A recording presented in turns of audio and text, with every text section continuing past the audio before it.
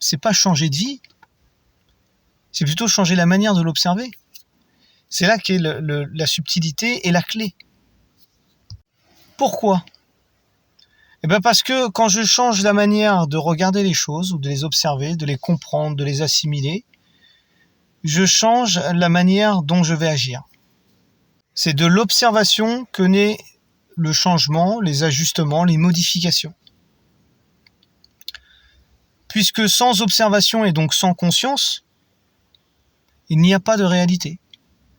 Et donc il y a juste à ajuster le focus et ajuster l'angle d'observation. Et ce mécanisme-là, si on ne prend pas le temps de le comprendre, on ne sait pas comment on fonctionne. Et donc du coup, on est attaché en permanence à tout ce qui peut se passer à l'extérieur. Et être attaché surtout à des choses où en fait on n'a pas le contrôle dessus. Donc au final, ça nous forcera à adopter un regard différent,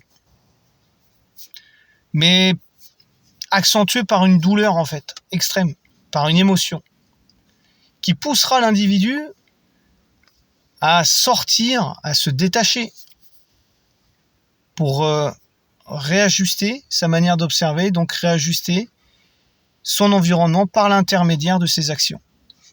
Et ce qu'il faut comprendre, c'est que cette observation, il y a toujours un point de référence. Et c'est ça, c'est sur quel point de référence je me réfère pour observer et dire que ça, c'est ça, que celui-là, il est méchant, que c'est moi le gentil, que lui, il a tort, que moi, j'ai raison, etc., etc. C'est là la difficulté, c'est de se mettre dans une posture où je change de point de référence. Comme je change de point de référence, je change l'angle d'observation.